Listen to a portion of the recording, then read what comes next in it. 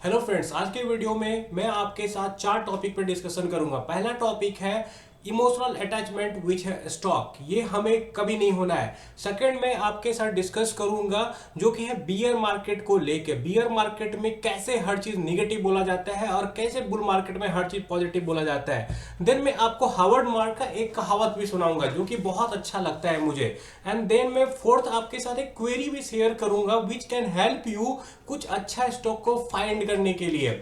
तो सबसे पहले हम लोग आते हैं और स्टार्ट करते हैं और समझते हैं कि इमोशनल अटैचमेंट क्या होता है। देखिए मैं आपको बताता हूं, आज मैंने केपीआई ग्रुप के रिजल्ट पे एक वीडियो बनाया, ठीक है। उसमें मैंने बोला कि केपीआई ग्रीन का ईयर ऑन ईयर 45% का पैड जंप है, वेयर एज देश से कि 60 से 70%।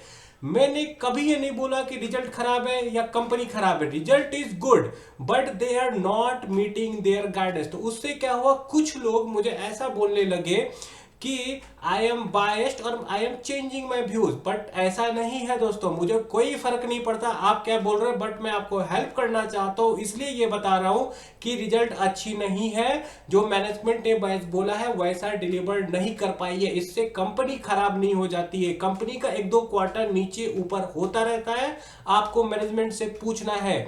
और देखिए यहां पे ना हजारों में कंपनी है, आपको एक कंपनी के साथ बायस नहीं होना है। आपको जहां पे भी अच्छा अपॉर्चुनिटी मिले वहां जाना है। Don't wait for good opportunity to come to you, go find it. नहीं तो बुल मार्केट में यही कंपनी आपको 2000 पे मिलेंगे जो आज के टाइम पे आपको 500 पे मिल रहा है। ढूंढिए, बायस्ड मत रहिए किसी भी कंपनी से। आपका काम है पैसा बनाना, वो पैसा आप केपीआई ग्रीन से बनाओ, वाड़ी एनर्जी से बनाओ, अनंतराज से बनाओ, E2 नेटवर्क से बनाओ, फर्क नहीं पड़ता है। आपको सिर्फ और सिर्फ पैसा बनाने से मतलब होना चाहिए। Don't be emotional biased. ये सबसे बड़ा गलती हम लोग करते हैं एज ए रिटेल इन्वेस्टर कि हम लोग किसी स्टॉक से जुड़ जाते हैं। हमें नहीं जुड़ना है। जब तक वो कंपनी अच्छा करेगी या उससे बेटर अल्टरनेटिव मुझे नहीं मिलेगा तब तक ही सिर्फ मैं उस कंपनी में रहूंगा। जैसे ही मुझे कोई अच्छा अपॉर्चुनिटी मिलेगा, tata bye bye, I will go find another stock and put my money in that. Second का मैं आपसे एक बहुत इंपॉर्टेंट चीज शेयर करता हूं। हार्वर्ड मार्क का ना एक कहावत है, उन्होंने 3 बैग का एग्जांपल दिया है, ठीक है। पहला बैग है जिसमें green ball red ball equal मात्रा में है। दूसरा ग्रीन बैग है दूसरा बैग है आपके पास जिसमें ग्रीन बॉल बहुत ही ज्यादा है, रेड बॉल बहुत कम है।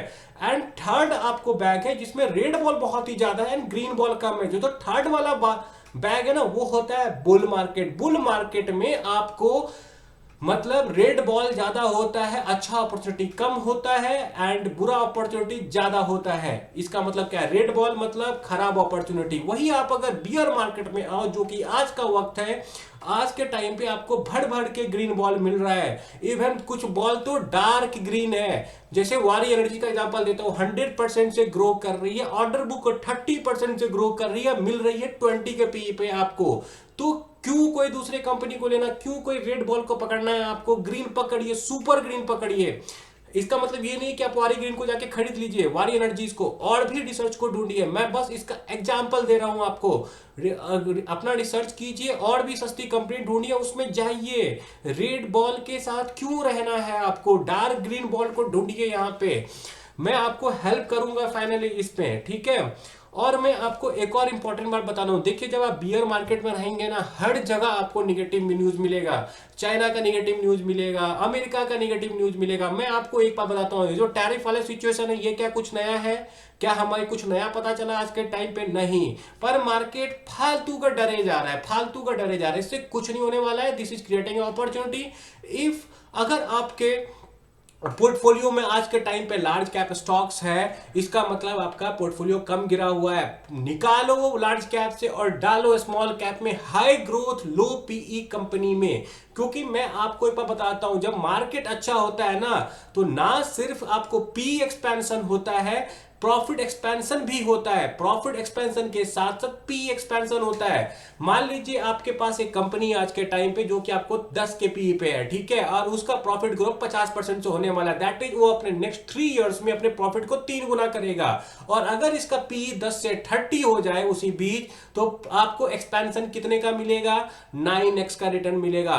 तो मैं आपको एक बार बता रहा हूं, आज के टाइम पे अपॉर्चुनिटीज भरा हुआ है। 8x 9x 10x ये टारगेट रखो। अगर आपका 30-40% भी सक्सेस रेशियो होगा ना आज के टाइम पे, सक्सेस रेशियो ओनली 30-40%, अगर आप सक्सेस कर सको यहाँ पे, तो you will make a huge money. Bull market में उठपटांग पैसा बनता है। अभी आपको ना ऐसे कंपनी मिल रहे हैं जिनमें पी एक्सपेंशन भी होगा, आगे जाके आपको उसके अलावा आपको उनमें प्रॉफिट एक्सपेंशन भी होगा और मल्टी बैगर रिटर्न बनेगा। ये टाइम है मल्टी बैगर रिटर्न के लिए। हो सकता है मार्केट यहां से 10% और गिर जाए, 5% और गिर जाए। मैं लास्ट वीडियो बनाया था, उसमें मैंने बताया था मार्केट कितना गिर सकता है। चलिए एक बार मैं आपको फिर से दिखा देता हूं कि क्या लगता है मुझे और मार्केट कितना गिर सकता है। स्मॉल कैप, ठीक है, स्मॉल कैप देखते हैं। तो सबसे पहला सपोर्ट कहां है? सबसे पहला सपोर्ट है हमारा यहां पे, ठीक है, और तो सपोर्ट के पास ही है आज के टाइम पे। अगर देखो आप, ये रहा हमारा पहला सपोर्ट। देन जो मुझे इंपॉर्टेंट सपोर्ट लग रहा है आपको, वो एक ये वाला सपोर्ट है यहाँ के आसपास, देख रहे हो, ये एक अच्छा खासा सपोर्ट है, यहाँ पे आ सकता है। और आज के टाइम पे शेयर प्राइस कहाँ पे अगर देखो तो यहाँ पे है। तो this is a good support जहां से रिटर्न हो सके। मान लो 5% गिर जाता है, तो क्या 5% बहुत बड़ा फॉल है? ये आपको समझना पड़ेगा, ये नॉशनल लॉस होता है। ये लॉस जब तक आप बेचोगे नहीं तब तक ये रियलाइज नहीं होता है। ये बात आपको समझना पड़ेगा और आप वेट कीजिए अच्छे टाइम का। अभी थोड़ा लॉस झेल लीजिए, क्योंकि क्या होता है ना, नुकसान होगा ना तभी आपको फायदा होगा फ्यूचर में जाके। देखिए आज यहाँ पे एफआईआई खरीद के गया है माल। टोटल अगर दोनों का समेशन करो तो 2800 करोड़ का पब्लिक बेच के गया है। मोस्ट लाइकली या तो एचएनआई इन्वेस्टर ने बेचा या तो पब्लिक ने बेचा है। म्यूचुअल इन्वेस्टर भर रही है। एफआईआई का देखोगे 1700 करोड़ का भले ही सेलिंग हुआ है, लेकिन डीआईएच ने 4500 करोड़ खरीदा है। That mean something around 2700 crore के आसपास का रिटेल ने या तो बेचा या तो हाई नेटवर्थ इंडिविजुअल्स ने बेचा है। आप यहां पे अगर देखोगे तो फ्यूचर्स में एफआईआई बाय कर रहे हैं। इसका मतलब क्या है कि दे आर थिंकिंग कि आगे हमारा मार्केट ऊपर हो सकता है। फ्यूचर स्टॉक्स है, कुछ स्टॉक को इन्होंने फ्यूचर में लॉन्च किया हुआ है, ठीक है। तो मेरा कहने का मतलब क्या है कि हो सकता है पोर्टफोलियो 5% और गिर जाए, 10% और गिर जाए। क्या आप इतना वो बर्दाश्त नहीं कर सकते हो? बर्दाश्त करिए, क्योंकि तभी तो ज्यादा पैसा बनेगा ना।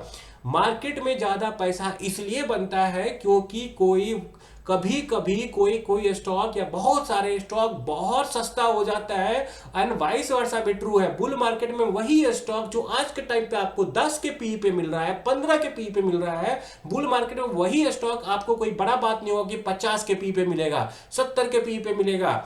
तो समझिए, P expansion along with profit expansion will create a multi bagger and go find those company. मैं आपको 2-3 आपको यहां पे हेल्प करता हूं। मैं आपको स्टॉक नेम्स नहीं दे सकता हूं, मैं आपको हेल्प करता हूं। देखिए यहां पे क्वार्टरली रिजल्ट जाइए, क्वार्टरली रिजल्ट में सर्च कीजिए 500 से इससे भी स्ट्रिक्ट फिल्टर मारिए 1000 से लेके 10,000, ठीक है। 10,000 भी नहीं मारना तो 20,000 मारिए, ठीक है। 20,000 मारिए यहां पे, गो, ठीक है, ये सर्च करो।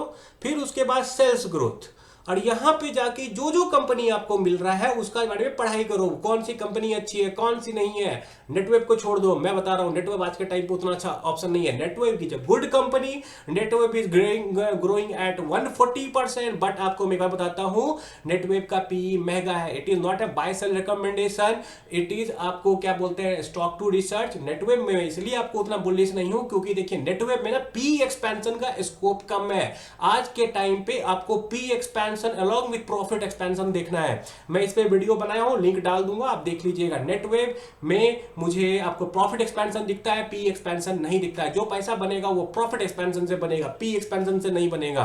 तो जाइए एक एक कंपनी के बारे में रिसर्च कीजिए, समझिए कहां अपॉर्चुनिटी है। और हां, कुछ मेरे व्यूअर्स बोलते हैं कि सर आप पावर सेक्टर के बारे में, एनर्जी सेक्टर के बारे में ज्यादा बात करते हो कि वहां पे ज्यादा अपॉर्चुनिटी। मैं आपको एक बात बताता हूं, आज के टाइम पे मार्केट में जो शेयर्स ब्रूटली करेक्ट हो रहे हैं उनमें से एनर्जी सेक्टर है, उनमें से पावर सेक्टर है। और मैं आपको एक बात बताता हूं, इंडिया का नीड है एनर्जी। इंडिया को अगर इंपोर्ट से बचना है, इंडिया को अब सोलर बनाना पड़ेगा। इंडिया की मजबूरी है, जैसे कुछ चीजें है ना, जैसे अपने देश की मजबूरी है वो है डिफेंस, वो है अपना एनर्जी, ये सब अपना मजबूरी है, हमें करना पड़ेगा। हमारे देश को ये सब करना पड़ेगा। We do not have option. जैसे मैं एक और चीज बताता हूं, हमें लिथियम रिसाइकलिंग पे भी ध्यान देना पड़ेगा। क्यों?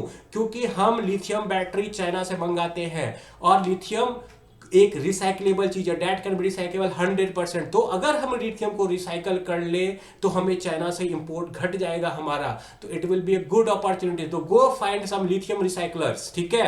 आई am giving you a hint, go find those companies. तो ऐसे में आपको देखो डिफेंस में भी अच्छा अपॉर्चुनिटी है आज के टाइम पे। देन पावर बोलोगे, ठीक है भाई। पावर में आपको एक बार बताता हूं, अगर सोलर कंपनी पैसा नहीं बनाएगी तो कौन बनाएगी? एक सिंपल सा लॉजिक आपको देता हूं, आज के टाइम पे solar is the cheapest form of energy, ठीक है। और इंडिया में एनर्जी का रिक्वायरमेंट बढ़ता जा रहा है इलेक्ट्रिसिटी का, तो नया प्लांट जो बिछेगा मेरे ख्याल से वो भी सोलर ही बिछने वाला है। एग्जिस्टिंग भी रिप्लेस होंगे, नया भी सोलर से बिछे, क्योंकि भाई सस्ता है। आप एक बात बताओ, सोलर प्लांट में वन टाइम खर्चा होता है, आपने बना लिया one time, then order and maintenance, ठीक है। फिर 25 साल के 20 साल के बाद जाके खर्चा होगा। लेकिन वहीं पे थर्मल प्लांट सब में आपको रेगुलर खर्चा करना पड़ता है। तो on a longer run solar will be there, जब तक सोलर से सस्ता फॉर्म ऑफ इलेक्ट्रिसिटी हमें नहीं मिलता, और आज के टाइम पे तो नहीं है। देन आपको बताता हूं पेंट सेक्टर, चूंकि आपको ना आज के टाइम पे क्या बोलते हैं, जीएसटी कट हुआ है, टैक्स कट हुआ है, तो paint sector will be benefited. आप ये बात लिख के रख लो, FMCG will be benefited. Movie दिखाने वाली जो कंपनी जैसे पीवीआर सब हो गया, उनको भी थोड़ा फायदा हो सकता है। लेकिन मैं आपको एक बार बताता हूं, रिसर्च ऑन डिफेंस पावर ये सब अच्छी है। आज के टाइम पे डिफेंस हर देश की आज की मजबूरी हो चुकी है। डिफेंस में भी अपॉर्चुनिटीज है, पावर में भी अपॉर्चुनिटीज है। लिथियम रिसाइकलर का है, क्योंकि बैटरी इज क्या बोलते हैं, बेस आपको पता है कितना बिछ रहा है, बेस में लिथियम बैटरी होता है। देन आपको ये हो गया पेंट सेक्टर, एनबीएफसी सबको पैसा कौन देगा, एनबीएफसी एंड बैंक्स, तो बैंक्स में भी पैसा बनेगा। देन आपको हो गया हॉस्पिटल वगैरह, तो ये सब सेक्टर में भी पैसा बनेगा। और हाँ, साइबर सिक्योरिटी वगैरह में भी पैसा बन सकता है। तो go and find those company. मैं आपको ये एक सिंपल सा दिया फिल्टर, यहाँ पे जाके मार्केट कैप फिल्टर करो, सेल्स ग्रोथ, एक एक कंपनी को जाके एनालिसिस करो। उसके बाद मैं आपको एक और स्कैनर देता हूं, तो उसमें आप देख सकते हो सेल्स ग्रोथ डालो, यहाँ पे सेल्स ग्रोथ ग्रेटर देन 50%, ठीक है, 50%, and P ratio, price to earning smaller than 30, then आप डालो मार्केट कैप, सिंपली मतलब मार्केट कैप डालो greater than 500 crore and smaller than 10,000 crore या 5,000 करोड़। उसके बाद एक एक कंपनी के बारे में रिसर्च करो, देखो कौन कंपनी आगे 50% बढ़ सकती है, and try to avoid SMEs. You will get good upon non SMEs opportunity आज के टाइम पे।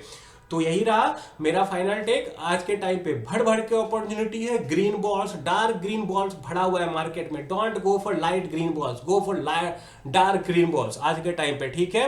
तो अगर आपको मेरा ये वीडियो हेल्पफुल लगा हो तो प्लीज लाइक कीजिए, शेयर कीजिए, सब्सक्राइब कीजिए, and thanks for watching. Bye bye.